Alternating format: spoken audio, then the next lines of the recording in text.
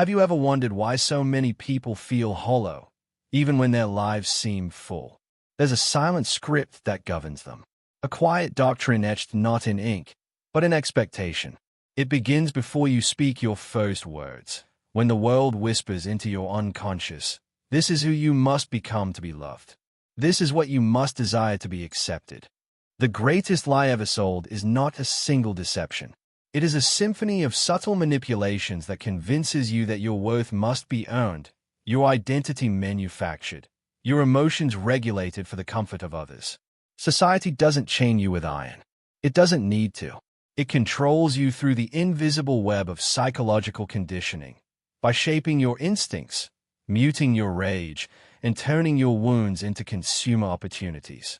You are not taught to ask, "Who am I?" Instead, you are shown billboards, filters, and curated images and asked to become someone they can sell things to. Someone predictable, someone compliant. From the moment a woman is born, she is not raised, she is trained. Trained to please, to soften herself for the approval of the world. Her radiance, a commodity. Her silence, an expectation.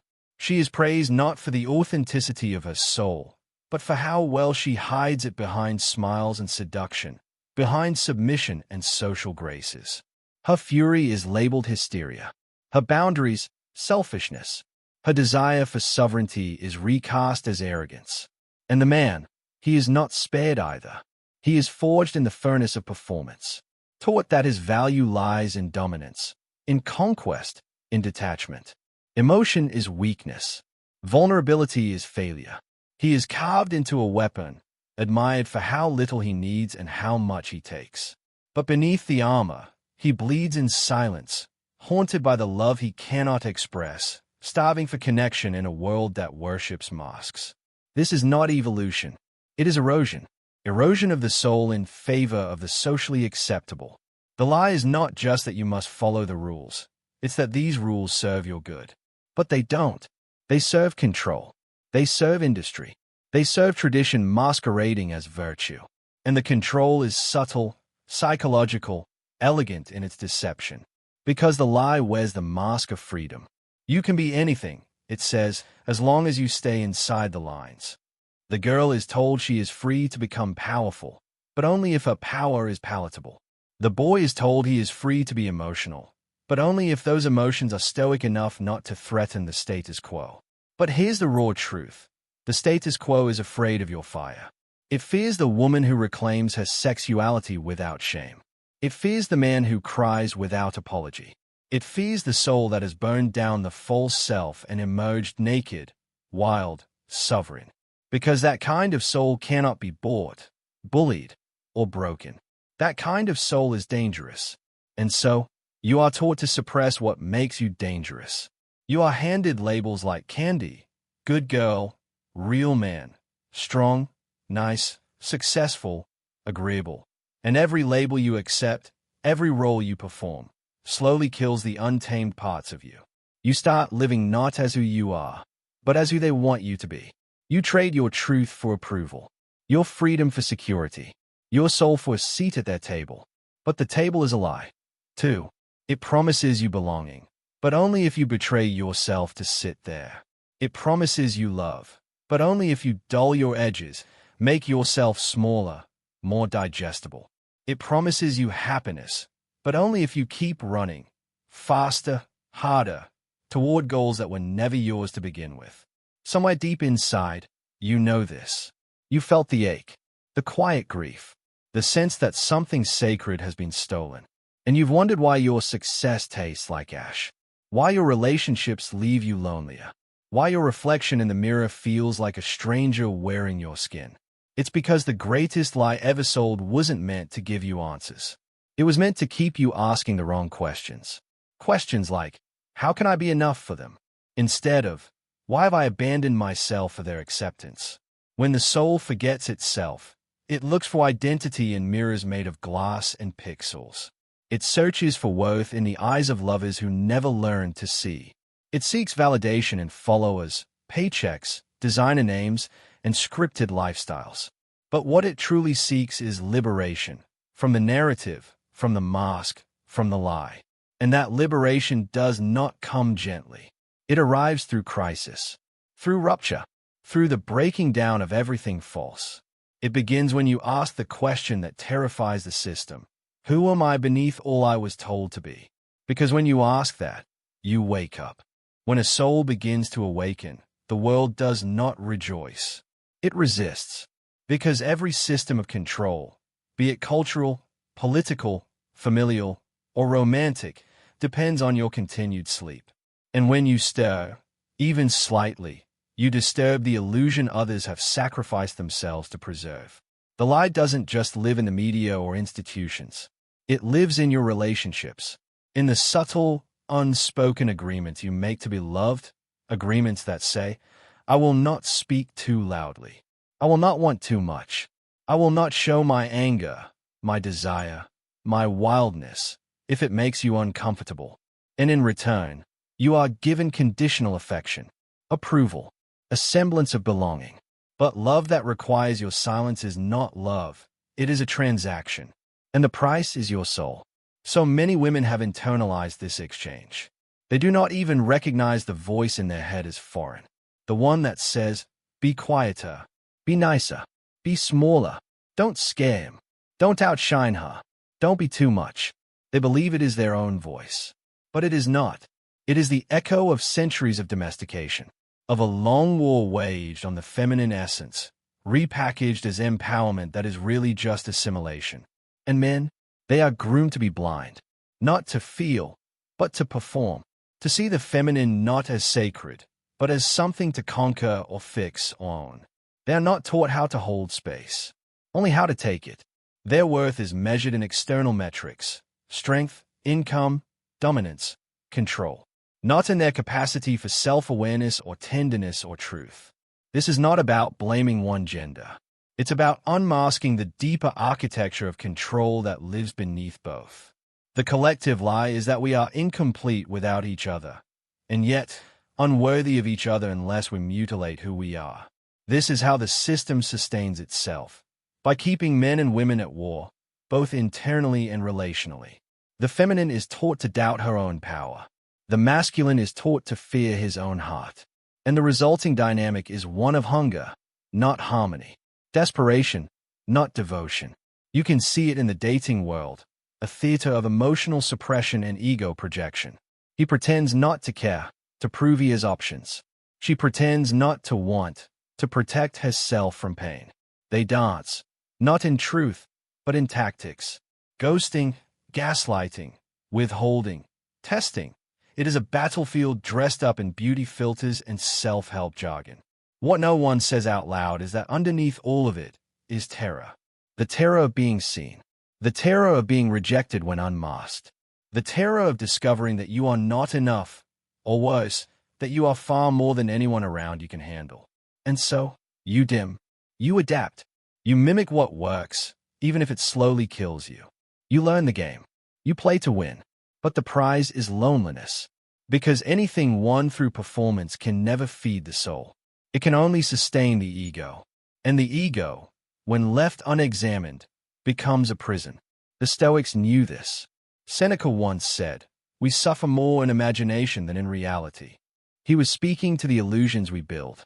The imagined fears of not being accepted, not being desired, not being enough. But what if those fears were planted in you by design? What if they are not evidence of your inadequacy, but of your conditioning? To break free is to feel that fear and act anyway. It is to speak your truth knowing it may cost you the approval of those who never truly saw you. It is to claim your anger as sacred, your boundaries as holy, your desires as worthy. It is to refuse to shrink yourself for scraps of affection. To no longer ask, "Am I lovable?" but instead declare, "I am love." But be warned, liberation is lonely at first, because the cage has companions. Friends, lovers, even family, who may recoil when you choose yourself, who may accuse you of changing, of being selfish, of being too much. And maybe you are. Maybe you are too much for a world addicted to half-truths and emotional mediocrity. Good. Let them go. Let them stay. But never again let them dictate who you are allowed to become. Because once the soul remembers itself, No lie can hold it captive. Once the veil begins to lift, the question is no longer, what should I do? But rather, what must die within me so that I may truly live? This is the reckoning that no one warns you about. The dismantling of every false identity you've worn like armor.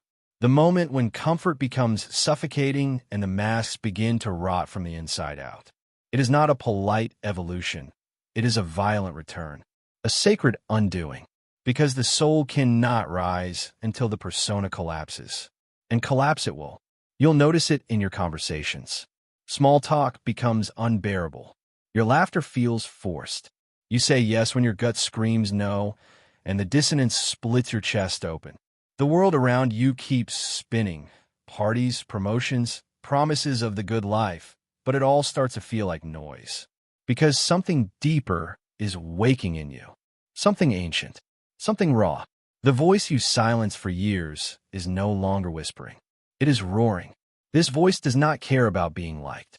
It cares about being true. It will demand you walk away from people who only loved your compliance. It will ask you to say no to opportunities that insult your spirit. It will pull you away from environments that reward your numbness and punish your aliveness. At first, you will resist, because the lie taught you that love is earned through sacrifice. That peace is found in obedience. That power is dangerous. But now, the pain of staying asleep is greater than the fear of waking up. And this is where the shadow enters. The Jungian shadow is not evil. It is the buried you, the rage you were told to hide, the lust you repressed to be respectable, the ambition you swallowed to be likable, the sadness you laughed over to avoid judgment. Everything exiled within you for the sake of social acceptance now comes clawing to the surface, not to destroy you, but to make you whole. You will not heal by avoiding the shadow.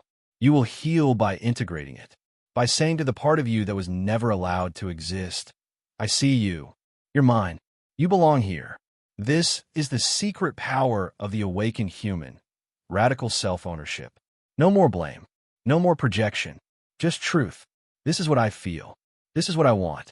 This is what I will no longer tolerate. It terrifies those who remain chained to the lie.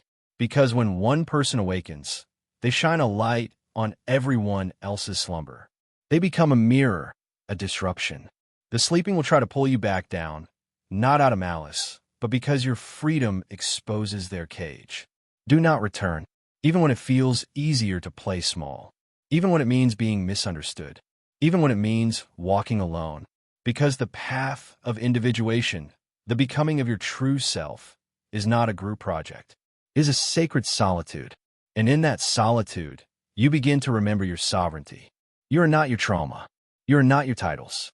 You are not what they said about you in moments of their own unhealed wounds. You are not the roles you played to survive. You are not your past. You are the observer, the fire, the choice. The lie convinces you that you must chase worth. That happiness is out there. Once you achieve, once you attract, once you earn. But happiness is not a destination. It is a byproduct of integrity. When your inner world aligns with your outer actions, peace is no longer a mystery. It becomes your default. And yet, peace is not the absence of pain. It is the presence of purpose. A deep knowing that your life is no longer dictated by unconscious programming or the projections of others. That you have become the author, not the actor, of your existence. This is the quiet revolution. It doesn't scream. It doesn't beg. It simply is. A woman who no longer chases. A man who no longer performs. A soul that no longer conforms. And from this place of stillness, you begin to see. You see how society engineered your self-doubt for profit. How your insecurities were nurtured, not healed, to keep you dependent. How your sacred energy, your time, your attention, your love was harvested to feed a machine that thrives on your disempowerment. But now you are awake, and what has been seen cannot be unseen. There is a kind of silence that falls over a soul after awakening. Not the silence of absence, but the silence of power. A storm stilled, a knowing without need for validation. And in that silence, you begin to see through the final illusion, the illusion of control itself. Because the lie does not only tell you who you must be, It teaches you who you must fear becoming. Fear the woman who speaks her truth with unapologetic clarity. Fear the man who lives from the heart, not the script. Fear those who love themselves enough to walk away from anything that insults their essence. Fear those who cannot be seduced by the low-hanging fruit of social approval. And so, society builds cages within cages. Not with bars, but with beliefs. Be afraid of being alone. Be afraid of missing out. Be afraid of being disliked, misunderstood, exiled. And above all, be afraid of being too different. Because if you are too different, they cannot sell you the same promises. The promises that keep the machine turning. Happiness through products, love through performance, success through conformity. But what if your rebellion is not to destroy the system, but to transcend it? Not through violence, but through radical authenticity. To live in alignment is the ultimate act of defiance. To feel fully, to want deeply, to love fiercely, to say no clearly. These are no longer emotional expressions. They are revolutionary weapons. They shatter the narrative. They rewrite the archetype. They call the soul back from exile. And yet, this freedom is not for the faint of heart. Because when you stop playing the game, you stop being predictable. You stop being easy to manipulate. And suddenly, the same people who once applauded your light will accuse you of being too much, too emotional, too intense, too real. But intensity is not a flaw. It is a symptom of awareness. And awareness is the beginning of freedom. The deeper you go, the more you realize that every external control has an internal twin. The boss who controls your paycheck mirrors the parent who controlled your worth. The lover who manipulates with silence mirrors the wound that says love must be earned. The influencer who tells you how to be mirrors the inner critic you never questioned. And when you begin to see the reflections, the spell breaks. Because now you know, the world does not shape you unless you let it. The stories do not own you unless you believe them. And the patterns do not repeat unless you feed them. This is where the true work begins, not in chasing more light, but in confronting more shadow. Because your greatest power is not in how brightly you shine. It is in how deeply you can descend into the places you once feared to enter, into the memories, the traumas, the long-buried truths. There's treasure buried in that darkness. There is wisdom in those wounds. Carl Jung said, "One does not become enlightened by imagining figures of light, but by making the darkness conscious." And so you go there, not as a victim, but as a sovereign, not to relive the pain, but to reclaim the parts of yourself that were lost in it. Every suppressed emotion is a truth untold. Every shadow is a power unclaimed. And so, you begin to reintegrate. The woman who is taught to apologize for her passion learns to wield it as power. The man who is shamed for his tenderness learns to carry it as strength. The child who is told to be quiet finds a voice that shakes foundations. You become whole. Not perfect, not polished, but whole. And wholeness is not neat. It is not curated. It is not palatable to those who still live by the lie. Wholeness is messy, raw, alive. It weeps when it needs to, rages when it must, laughs without permission, loves without fear, walks away when the soul whispers, "This is not for you." And the world may not applaud it. In fact, it may punish it. But you no longer belong to the world. You belong to yourself. And that is the quiet, eternal revolution. There comes a moment in every soul's journey when the war ends. Not because the world has changed, but because the inner battlefield has gone silent. The ego, once desperate to prove, to please, to protect, finally lays down its arms. And in that stillness, something ancient rises. Not the child seeking approval, nor the adult chasing power, but the timeless self, the one who simply is. This is the fruit of fire, the reward for descending into your own depths. The self that emerges from shadow work is not who you were before the wound. It is who you were born to become because of the wound. Every heartbreak was initiation. Every betrayal, alchemy.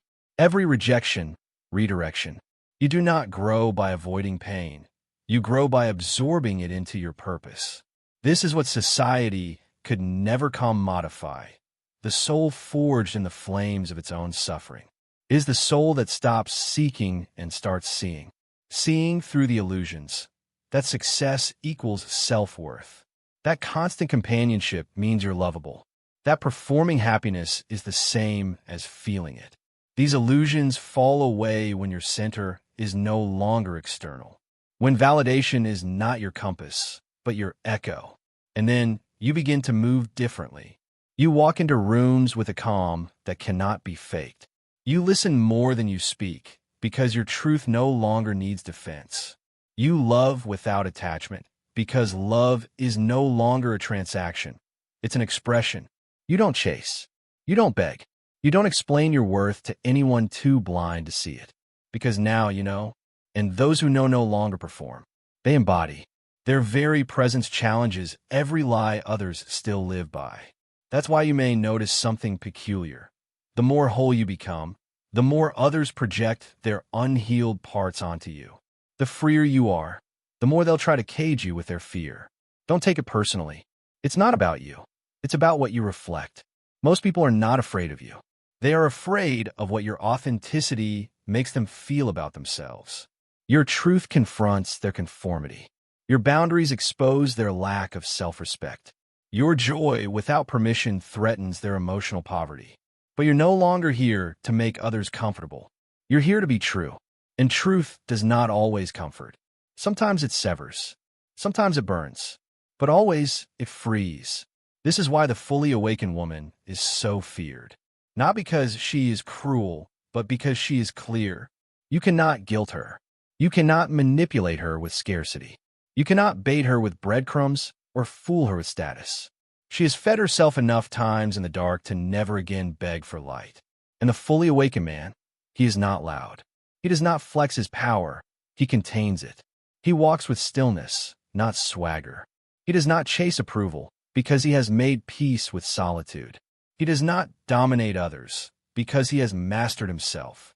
His strength is not in his silence, but in his ability to speak without fear.